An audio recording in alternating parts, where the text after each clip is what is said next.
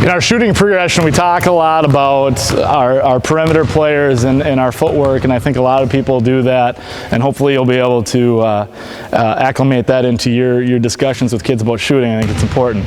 But I think it gets neglected on posts a lot, and that's a little bit harder deal.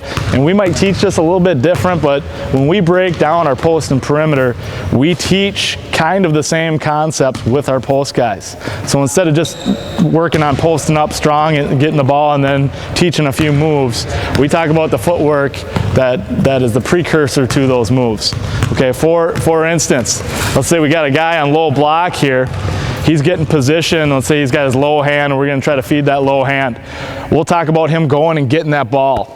Okay, so too often guys will have their feet in concrete, it'll be a low feed, and that ball's coming, the defender's coming right here and can get a hand on. We're gonna go meet that pass a little bit more without giving up the post.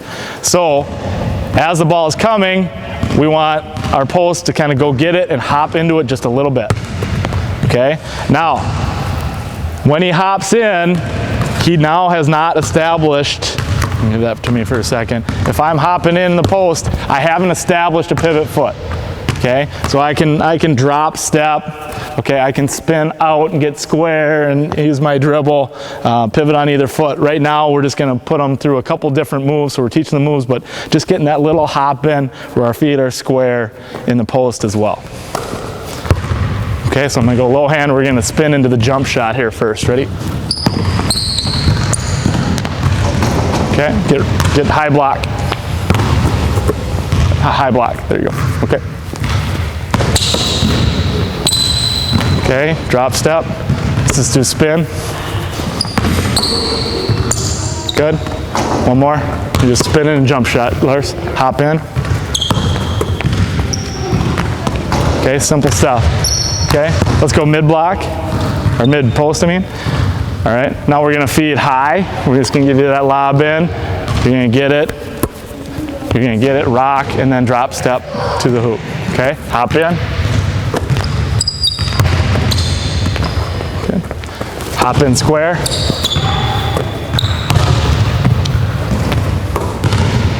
Get your feet square.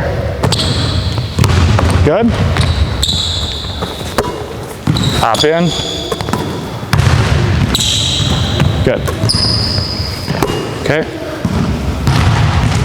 The next thing we would do, now we're just teaching that little hop in. We would have the post moving. We do a lot of high-low action, so we'd have the post getting the ball high. And like, you know, I was telling these guys are kind of newbies to it. These are a couple newer posts to us that have been playing, but we've had two posts that were playing for 3 years at the varsity level, so it kind of became old hat for them. But in our high-low, what you would see our previous post guys doing is they would get that ball high hand, they'd be cutting across the lane, they'd get it high, but they wouldn't just step into it, they'd get it high like this, so that they could either turn in and attack that way, or they'd hop in and be ready to spin backwards.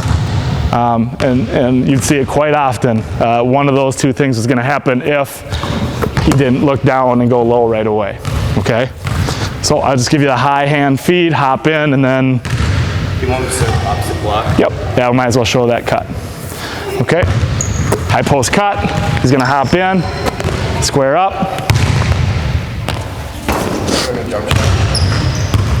Do whatever you want.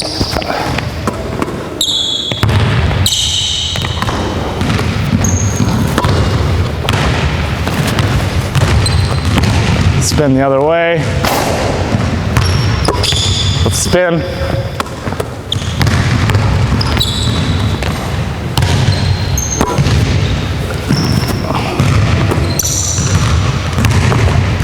Okay, let's hop, really show that hop in the high hand. We talk about footwork and stuff, another post perimeter. We would add a bunch of different moves in there and footwork in there. But we always talk about not establishing a pivot foot or losing a dribble. Okay, we don't want our big man putting the ball down. Now these guys put the ball down a couple times a little bit too early, but they're new to it. We'll work on that. We don't want to waste any dribbles, and we don't want the little guys, the guards like me, scraping and having a chance to get our hands on that ball. So we work a lot on doing things without putting the basketball on the floor. would be one example. So we get into our high-low, we've got a 2-man drill here.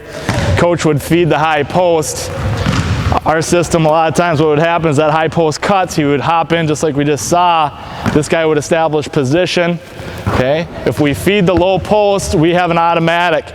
Most teams against us, and they would double, usually right down initially. We have an automatic situation, and you can add all kinds of wrinkles in where you pop it out to a shooter. But in this case, in a big man drill, we talk about cutting off the post. Okay, so if you're ever high post, you better get back into the low post at some point. So if we dump down to the low post, I do not want to crowd that guy. I want to keep my guy away. So now if my guy leaves the double, I'm cutting across that lane, and we know to get that pass. Now usually that pass is coming over, it's a straight or a lob pass up over here. We can work in and do our shot there. So let's do a high-low feed and cut, okay? All right, go. Hop in, feed. Good. Now switch rolls.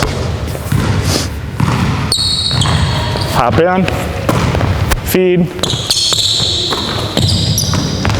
Okay, now within and I get coaches all the time talking about offense and defense and things to do and set plays and stuff. You'll see our varsity maybe sometimes too much. We run a lot of set plays off of our set offensive packages. But this is this is a drill where we can incorporate a 3-man into it. This is something that we can do out of our 4-out set, our spread set, our high-low package.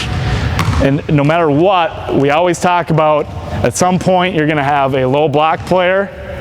Whenever you have a low block player, you have to have somebody cutting into the high post range or the high post area.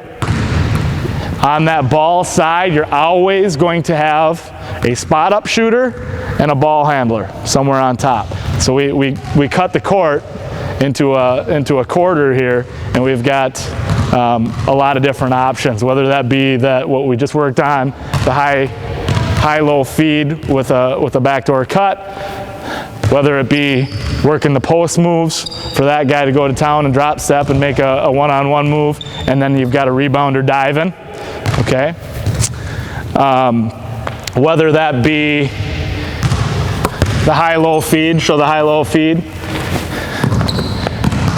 And then a lot of teams, if we start getting that action happening, they'll double, but they'll double from here.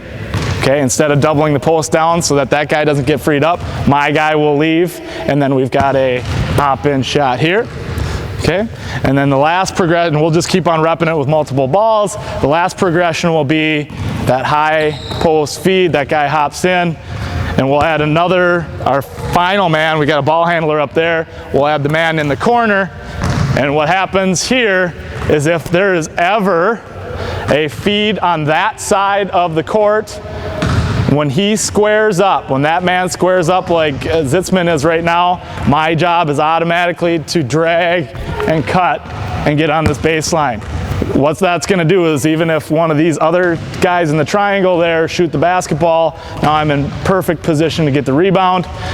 If he's at the high post and I drag my guy like I'm supposed to, I probably just created space to get into a scoring position myself.